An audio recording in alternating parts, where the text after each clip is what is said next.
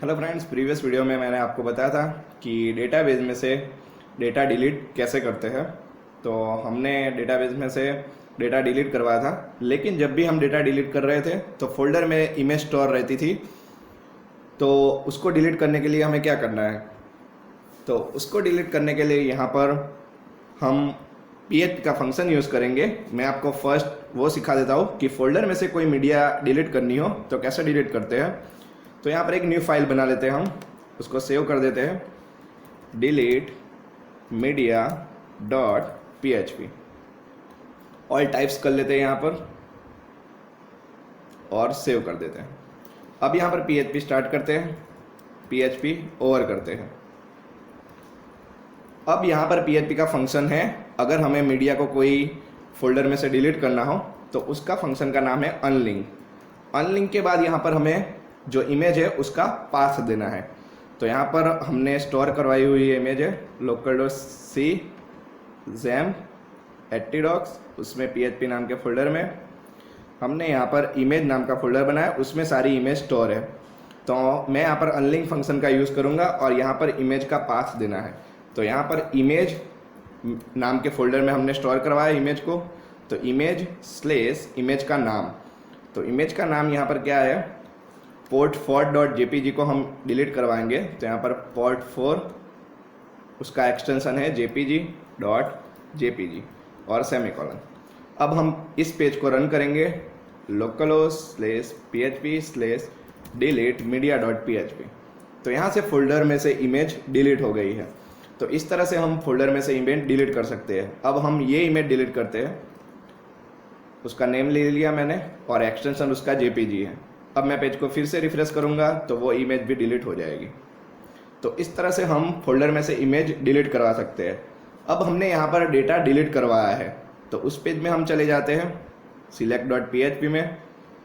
अब हमारे पास क्या होना चाहिए, इमेज का नेम होना चाहिए और जो भी हम इमेज डिलीट करवा रहे हैं, जो भी डेटा डिलीट करवाए उसकी आईडी चाहिए। तो आईडी तो यहाँ पर ऑलरेडी है, हमें सिर्फ क्या लाना है, इमेज का नेम लाना है। तो यहाँ पर $query1 वेरिएबल ले लेते हैं, उसमें क्वेरी लिखते हैं mysql_query select star from table name हमारा यूज़र है where id is equal to, क्योंकि हमें वही आईडी का इमेज का पाथ लाना है तो $del_id। और ये भी डिलीट जो हमने $_ करके del_id लिया है उसी में लेना है, क्योंकि हम क्या चाहते हैं कि जब भी हम डिलीट पे क्लिक करें तो वो इमेज भी डिलीट हो जानी चाहिए। तो यहाँ पर query1 में हमारी जो क्वेरी है वो स्टोर हो गई है। अब हमें रो काउंट लेने की ज़रूरत नहीं है, तो यहाँ पर डायरेक्ट mysql_fetch_array इसमें हमारी रो स्टोर होगी। तो $query1 हमने $query1 इसलिए लिया क्योंकि हमने क्वेरी नीचे यूज़ किया हुआ है, और यहाँ पर भी हम $row1 लेंगे। अब यहाँ से हम इमेज का नाम ले सकते हैं। तो यहाँ पर $image is equal to $row1 और हमने जो डेटाबेस में इमेज का जो कॉलम नेम लिया है वो, तो हम देख लेते हैं कि क्या कॉलम लिया है, फाइल। तो यहाँ पर फाइल लिखना है।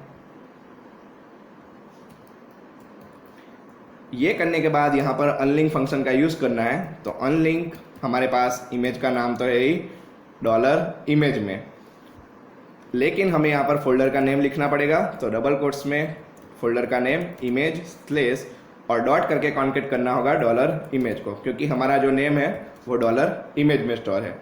अब हम पेज को रिफ्रेश करेंगे।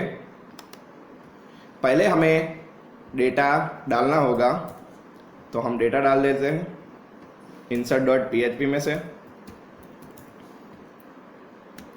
यूज़र नेम डाल दिया, पासवर्ड डाल दिया, एड्रेस, जेंडर, कंट्री डाल दी, एजुकेशन। अब यहाँ से हम इमेज डालते हैं port7.jpg, इंसर्ट कर दिया मैंने डेटा, यहाँ पर इमेज आ गई और फोल्डर में भी इमेज स्टोर हो गई है port7.jpg। अब हम इसको डिलीट करते हैं। तो यहाँ से डेटा डिलीट हो गया और यहाँ से इमेज भी डिलीट हो गई। तो इस तरह से हम फोल्डर में से जो इमेज है उसको डिलीट कर सकते हैं। तो आपको समझ में आ गया होगा कि जब भी हम डेटा डिलीट करते हैं तो कोई भी मीडिया फोल्डर में से डिलीट करनी हो तो कैसे डिलीट करते हैं। हमें सिर्फ एक फंक्शन का यूज़ करना है अनलिंक। उससे क्या हो जाएगा कि हम जब भी डिलीट पे क्लिक करेंगे तो हमारी जो इमेज स्टोर है वो भी डिलीट हो जाएंगी। Thank you for watching this video.